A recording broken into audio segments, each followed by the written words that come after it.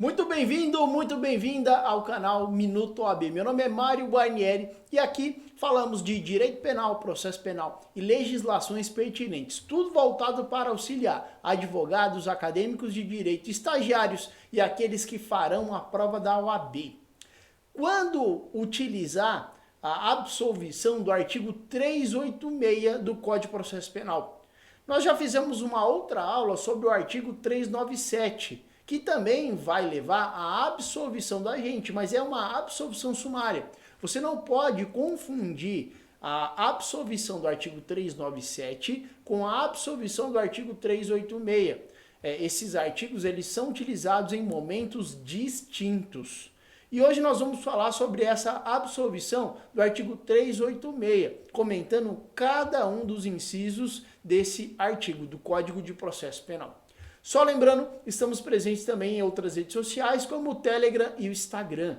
Se você quiser também seguir o Minuto OAB nessas outras redes sociais, basta ir aqui abaixo, na descrição desse vídeo, e lá nós vamos disponibilizar link e basta clicar lá para que você seja automaticamente redirecionado a essas outras redes sociais. Lá nessas outras redes sociais você vai ter acesso a outros formatos de conteúdo acerca de direito penal e processo penal. Já quando nós começarmos a aula, como de costume, eu vou subir um PDF aqui na tela. Se você quiser fazer o download e ter acesso a esse PDF, nós também vamos disponibilizar um link aqui abaixo na descrição desse vídeo. Basta clicar lá, inserir o seu e-mail e nós vamos mandar direto para a sua caixa de entrada esse material PDF. Se porventura não tiver na caixa de entrada, dá uma olhadinha lá no spam, mas esse e-mail vai ser encaminhado para você se você clicar no link para download, inserir o seu e-mail e pedir para a gente enviar. E aí você vai poder ter acesso ao material e vai poder estudar. Vamos entrar na nossa aula então, artigo 386, quando fazer a utilização dele para pedir a absolvição.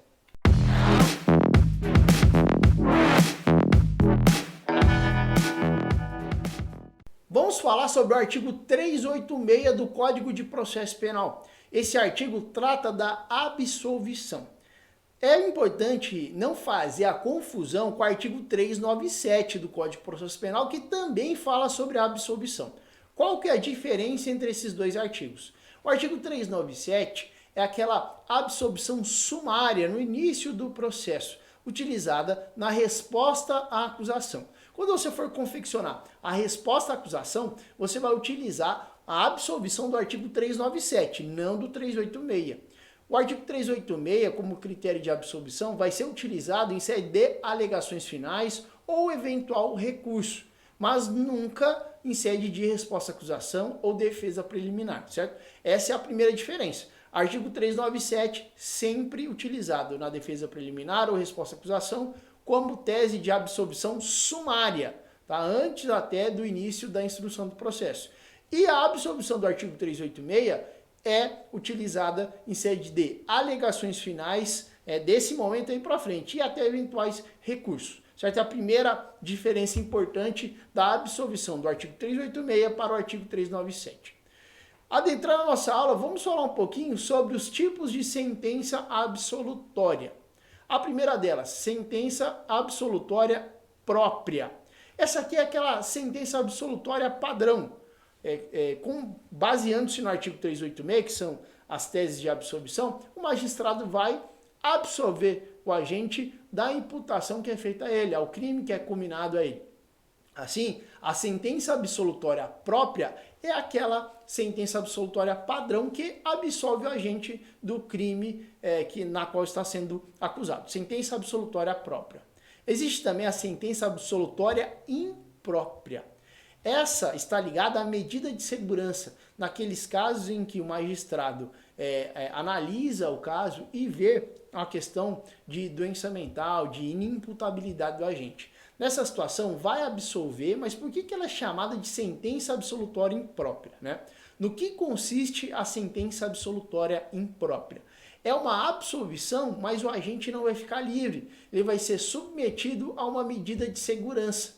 Só fazendo a leitura, é aquela que, reconhecendo a prática de conduta típica e ilícita pelo inimputável do artigo 26 caput do CP, Leia-se por agente que era, ao tempo da ação ou omissão, inteiramente incapaz de entender o caráter lícito do fato ou de determinar-se de acordo com esse entendimento em virtude de doença mental ou desenvolvimento incompleto ou retardado, a ele impõe o cumprimento de medida de segurança, nos termos do artigo 386, parágrafo único, inciso 3 do Código de Processo Penal. Essas são as características da sentença absolutória imprópria. O agente ele não vai ficar livre, ele vai ser absolvido, mas submetido à medida de segurança. Nossa próxima absolvição é a absolvição sumária. Lembra que eu falei no início da aula? A absolvição sumária está ligada ao artigo 397, o procedimento comum, e artigo 415, quando for procedimento do tribunal do júri. Tá? A absolvição sumária do artigo 397, procedimento comum, tribunal do júri, artigo 415. Essa absolvição é aquela no início do processo. O magistrado dando razão a alguma tese lançada pela defesa, ou com base no artigo 397, ou com base no artigo 415, vai absolver sumariamente. E por que esse nome? Absolvição sumária. Essa absolvição sumária, essa absolvição, essa modalidade, ela ocorre já no início do processo, antes mesmo da instrução. Normalmente, apresenta-se a resposta à acusação, se houverem preliminares, se não, a defesa vai se resguardar para tratar sobre o mérito em momento oportuno e o processo vai seguir o seu curso, a sua marcha processual. Oferecimento da defesa, possível rejeição do juiz dessa defesa, marca a data da audiência, marca a data da audiência de instrução e julgamento, vai colher provas, no final vai abrir para alegações finais e sentença. Então, a absolvição sumária é aquela absolvição que ocorre no início do processo, antes da instrução. Essa absolvição ocorre logo após a resposta à acusação ou a defesa preliminar, com base no artigo 397, se for um procedimento comum, ou com base no artigo 415 do Código de Processo Penal, se for procedimento do tribunal do júri. Vou pegar meu café. Então, temos essas duas possibilidades, tá, da absolvição sumária. Então, essa absolvição sumária ocorre quando? Procedimento comum, do artigo 397, e quando for tribunal do júri, artigo 415 do Código de Processo Penal. Só continuando. E nós temos também, vimos então, quais são os tipos? Sentença absolutória própria, aquela comum, e absolutória imprópria. Absolve mais, submete o agente à medida de segurança. A absolvição sumária, no início do processo, antes da instrução, com base no 397 ou no 415 do CPP. E a absolvição sumária imprópria. O que seria? É aquela absolvição sumária, é aquela no início do processo, antes da instrução, e imprópria está ligada à medida de segurança. Só que aqui, nessa modalidade de absolvição, eu faço uma ressalva. Por quê? É possível a absolvição sumária imprópria? No procedimento comum, não. Por quê? Deve-se oportunizar o agente fazer a defesa dele. Porque em que pese ele é absolvido, a medida de segurança é uma sanção. Ele, devido ao fato de ter cometido o crime e no momento era inteiramente incapaz de entender a ilicitude do fato, seja em razão de doença mental ou desenvolvimento mental retardado ou incompleto, ou nas outras hipóteses, em que pese essa situação, ele vai ser submetido a medida de segurança, então é uma sanção. Então o magistrado, antes de ouvir ele, não pode aplicar essa sanção. Então, no procedimento comum, é possível essa absolvição sumária, que é início do processo antes de instrução, aplicando a gente uma medida de segurança. No procedimento comum, não é possível.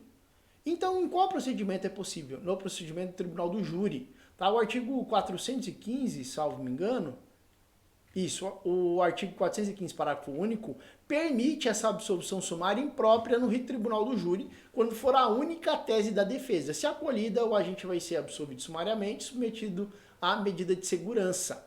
Agora, no procedimento comum, não é possível a absolvição sumária imprópria, que é a absolvição no início do processo, antes da instrução, mas aplicando-se a medida de segurança. Tá? Consiste no julgamento antecipado da demanda para fins de absolvição do acusado inimputável, que porém sofre imposição de medida de segurança, internação, tratamento ambulatorial. Quanto à possibilidade de absolvição sumária imprópria, ou seja, a absolvição da qual decorre a imposição de medida de segurança proferida no limiar do processo, É sabido que, no âmbito do procedimento comum, 397, inciso 2 do CPP, veda a possibilidade de absolvição sumária do inimputável. No âmbito do júri, todavia, o artigo 415, parágrafo único do CPP, autoriza que o juiz absolva sumariamente o acusado inimputável do artigo 26, caput, do Código Penal, desde que a inimputabilidade seja a única tese defensiva, certo? Então, a absolvição sumária, ela é possível, a absolvição sumária imprópria é só no tribunal do júri, quando for a única tese lançada pela defesa, artigo 415, parágrafo único do CPP. Tá? No procedimento comum, não é possível a absolvição sumária imprópria. Seguimos adiante, vamos entrar propriamente nos fundamentos da absolvição do artigo 386. Aqui agora nós vamos explicar cada um dos incisos para que você possa fazer adequadamente as suas alegações finais, pedindo a absolvição do agente com base no inciso adequado, tá? Para que você não faça confusão. Só relembrando mais uma vez, 397, a absolvição 397 é uma absolvição sumária, lá no início do processo, antes da instrução. Artigo 397, procedimento comum, e artigo 415 do CPP, procedimento do júri. Agora, quanto à fase posterior à instrução, depois da instrução, colheita de provas, quando já encerrou a instrução, alegações finais, aí pleiteia-se, alegações finais para frente, né? Pode ser objeto de recurso, enfim, das alegações finais para frente, a absolvição com base não mais no 397, mas no 386 do Código de Processo Penal. O primeiro inciso é estar provada a inexistência do fato. Nessa situação aqui não há qualquer dúvida. Então, mas será que o fato ocorreu? Será que o crime ocorreu ou não? E eu também não estou falando aqui, o inciso também não fala de autoria. Nós não estamos falando de autoria, nós estamos falando de fato, do crime. Está provado a inexistência do fato, está provado que o crime não aconteceu. Nesse caso, o juiz formou sua convicção no sentido da inexistência do fato delituoso. Não existe crime, está provado que o crime não foi praticado. Não estou falando aqui de autoria, esse inciso não está falando de autoria. Está falando que, se no caso restar provado que não houve a prática do delito, você vai pedir a absolvição com base no inciso 1. Tá? Você analisou o caso e tem prova, não estou falando em dúvida. Tá? Vocês vão ver que os incisos aqui eles vão se alternando. Ora fala que restou provado, ora fala que não restou provado. Então, ora o inciso fala que o juiz tem que ter certeza e na outra fala que falta provas e por isso o juiz deve decidir dessa maneira. Então, o primeiro inciso do artigo 386, está provada a inexistência do fato. Ficou provado que o crime não foi praticado. Tá? Restou provado, tem prova concreta que comprova que o fato não foi praticado, que o crime não foi praticado. Olha o inciso 2, a alternância. Enquanto aqui nós temos estar provada a inexistência do fato, não haver prova da existência do fato. Já no inciso 2, também mantemos a mesma linha, não estamos falando de autoria, o inciso não fala de qualquer autoria. Há dúvida sobre a autoria, não fala de autoria, fala de crime. Enquanto no inciso 1 ficou provado que não houve a prática do crime, na segunda, aí sim tem a incidência, a dúvida. O magistrado fica em dúvida. Será que esse crime de fato ocorreu? No inciso 1 não. Está provado que não ocorreu. No inciso 2, a dúvida. Essa decisão deve ser proferida pelo magistrado quando, por ocasião da sentença, persistir dúvida quanto à existência do fato delituoso. Em outras palavras, o fato delituoso pode até ter existido, mas o juiz conclui que não há provas suficientes que atestem a sua existência. Trata-se, pois, de decisão baseada no indúbio pro réu. Por quê? A dúvida deve ser interpretada em favor do réu. Então, o inciso 1, restou provada a inexistência do fato. Está provado. No inciso 2, não tem prova de que o crime de fato foi praticado. Então, há uma dúvida. Essa dúvida, indúbio pro réu, vai ser dirimida em favor do réu. Portanto, sentença absolutória, absolvição com base no 386, inciso 2. Tá? Então, os dois primeiros incisos. Falamos de crime. Um restou provado que o crime não foi praticado. Outro, não existe prova suficiente para comprovar que o fato foi praticado, que o crime foi praticado, conduzindo assim à absolvição. Inciso 1 e inciso 2. Limita-se só ao crime. Inciso 3. não constituir o fato infração penal. Aí nós já mudamos a chave. Enquanto no inciso 1 e 2 nós falamos que restou provado que o crime não foi praticado, inciso 1, inciso 2, não restou comprovado. Então, falta de prova do pró-réu, decisão em favor do réu, devido à dúvida. No 3, quando o fato, quando existir atipicidade, quando o fato não for típico. Sempre que o legislador utiliza a expressão não constituir o fato infração penal, refere-se à atipicidade da conduta imputada ao agente, seja no plano formal, seja no plano material. Exemplo, princípio da insignificância.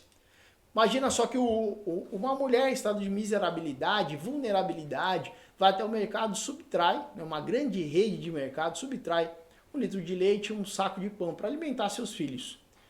É claro, a depender do caso concreto, mas muito provavelmente nessa situação terá incidência o princípio da insignificância ou da bagatela. O que acontece? Afasta a tipicidade material e torna o fato atípico.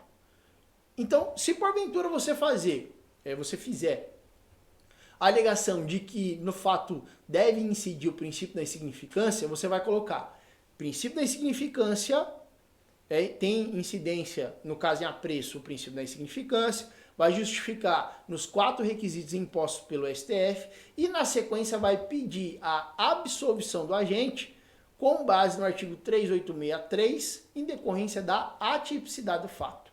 Olha que interessante. E essa atipicidade está ligada só ao princípio da significância? Não. Né? Qualquer situação ali que você perceba que não constitui crime, você vai se basear na atipicidade. Por exemplo, é isento de pena naquelas questões de furto contra ascendente, descendente. Você pode ver que é uma atipicidade da conduta também nessa situação. Então, quando você identificar a atipicidade da conduta, fiz a ressalva, principalmente o princípio da insignificância, pede a incidência do princípio da insignificância e a absolvição com base no 3863. Não constituir o fato infração penal, ou seja, fato atípico, atipicidade dessa conduta. E aí, absolvição com base 386, inciso 3 do Código de Processo Penal. Essa é a absolvição que você vai pedir. Seguindo adiante, aqui nós voltamos naquela alternância. No inciso 1 e 2 nós falamos do crime. Tá? Restou provado que o fato delituoso não foi praticado, que o crime não foi praticado, e no 2, falta provas que comprovem que de fato o crime foi praticado. Inciso 3, a tipicidade. Agora no 4 a gente volta para aquela alternância. Enquanto nos primeiros incisos a gente falou do fato delituoso, do crime, aqui a gente fala de autoria. Tá? No inciso 4 e 5, tratamos sobre a autoria. O que diz o inciso 4? Estar provado que o acusado não concorreu para a infração penal. Nos mesmos moldes que a decisão do inciso 1º, essa decisão absolutória também é baseada em juízo de certeza. Vejam que aqui nesse inciso não há qualquer dúvida. Restou provado que o acusado não concorreu para a infração penal. Deixa eu até tomar uma água. Então está provado, ele não participou do crime. Então se restou provado que ele não participou do crime, ele deve ser absolvido. E qual é o fundamento desse tipo de absolvição? Artigo 386, inciso 4. Tá? Estar provado que o acusado não concorreu para infração penal. Inciso 1 e 2, tratamos do crime. Aqui, 4 e 5, autoria.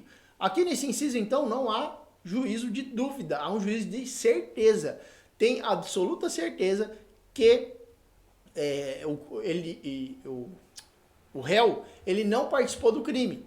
A imputação que é feita a ele, restou provado no processo que ele não participou, não teve qualquer participação, nem como coautor ou partícipe do delito. Restou provado que ele não praticou o crime. Já o inciso 5, naquela alternância que a gente já vem discutindo, já não existir prova de ter o acusado concorrido para a infração penal. Então, em que pese a imputação a ele, não existe prova que de fato ele participou do delito. Ele seja o autor do crime. Só lembrando, no inciso 4, então, nós temos um juízo de certeza. Está provado que ele não é o autor, que ele não participou. Já no inciso 5, existe uma dúvida. Não existe prova suficiente que comprove que esse agente foi o autor do crime. Tá? Então, falta provas. O inciso 5, assim como o inciso 2, vai nortear a decisão pelo princípio do indúbio pro réu. A dúvida deve beneficiar o réu. Então, eventual dúvida acerca da autoria, se não existir provas acerca da autoria, absolvição com base no artigo 386.5 do Código de Processo Penal. Pedir a absolvição dele com base no inciso 5, porque não existe prova, né? Não existe uma dúvida se de fato ele praticou o crime ou não. Inciso 5. Cuida-se de decisão baseada na existência de dúvida razoável acerca da autoria, coautoria ou participação. A título de exemplo, em um processo penal no qual seja imputado ao acusado a execução de um crime patrimonial, se apresentado um álibi pela defesa e o Ministério Público não conseguir provar a contento que o acusado encontra-se efetivamente no local do crime, deve mostrar absolver o acusado com base no artigo 386.5 do Código de Processo Penal. Certo? Então aqui, dúvida sobre a autoria, artigo 386.5. Só esquadriando, inciso 1 e 2 nós falamos sobre o crime. Estou provado que o crime não ocorreu ou há dúvida sobre a ocorrência do crime. Inciso 3, a atipicidade. Toda vez que você identificar a atipicidade da conduta, absolvição 386.3. Inciso 4 e 5, ao contrário do 1 e 2 estão ligados ao crime, o 4 e o 5 estão ligados à autoria. O 4, restou provado que o agente não praticou o delito, então está comprovado, tem prova. E o 5, não existe prova suficiente para atestar a acusação de que aquele indivíduo de fato foi o autor do crime. Indúbio pro réu, a absolvição dele, pois faltou prova. E aqui ó, temos mais o inciso 6 e 7. No inciso 6, existirem circunstâncias que excluam o crime ou isento o acusado de pena. Apesar de o dispositivo fazer menção expressa apenas aos dispositivos da parte geral do Código Penal, é evidente que a absolvição também será possível diante da causa excludente da ilicitude e culpabilidade prevista na parte especial do Código Penal ou no âmbito da legislação penal. Quando você identificar que o agente cometeu o crime, mas ele está amparado por uma excludente de ilicitude, legítima defesa, estado de necessidade, estrito cumprimento de dever legal, exercício regular de direito ou consentimento do ofendido, ou existe uma excludente de culpabilidade, inimputabilidade, erro de tipo, coação moral irresistível, obediência hierárquica, são circunstâncias que vão excluir a culpabilidade. Nessa circunstância, a absolvição com base no inciso 386.6. Tá? E identificou que existe excludente de ilicitude ou excludente de culpabilidade, você vai pedir absolvição com base no artigo 386, inciso 6. Tá? Essa é o inciso disponível quando você identifica essas excludentes. Tá? Identificou a absolvição com base no artigo 386.6. Esse aqui é o nosso último inciso. Em linhas gerais, ele funciona de maneira residual. O inciso 1 e 2 estão atrelados ao crime, estou provado que o crime não foi praticado, ou falta provas que atestem que de fato o crime foi praticado. Inciso 1 e 2. O 4 e 5 estão ligados à autoria. Então não existe prova acerca da autoria, ou existe prova que comprova que o autor não foi o autor do crime. Então, 1 e 2 crime, e 4 e 5 estão ligados à autoria. Mas o inciso 7, ele funciona como um artigo residual, que você encaixa tudo ali. Então, se ficar um pouco nebuloso, absolvição com base no artigo 386.7, que ele é residual. E ele é bem genérico e abrangente, olha só. Sem dúvida alguma, reside neste inciso a hipótese mais comum de absolvição. Como se demanda um juiz de certeza para a prolação de um decreto condenatório, caso persista uma dúvida razoável por ocasião da prolação da sentença, o caminho a ser adotado é a absolvição do acusado indúbio pro réu. Olha o que diz esse inciso. Não existiu prova suficiente para a condenação. Via de regra, você vai observar quase a totalidade, a maioria das decisões, quando vão absolver o réu, são pelo inciso 7 do artigo 386. Pois ele é mais genérico, mais abrangente. Para não entrar naquele meandro, prova ou não do crime, ou prova ou não da autoria, encaixa-se então naquele inciso geral e mais genérico. Não existe prova suficiente para a condenação e, portanto, ele deve ser absolvido com base no artigo 386, inciso 7 do Código de Processo Penal. Esse inciso ele atua de maneira residual e mais abrangente. Tá? Na dúvida, você percebe na prática, quase a totalidade das decisões são proferidas com base no artigo 386, inciso 7 do Código de Processo Penal. Essa foi a nossa aula sobre o artigo 386, quando você vai pedir a absolvição com base nesse inciso. Espero que você tenha gostado da nossa aula e até o nosso próximo encontro.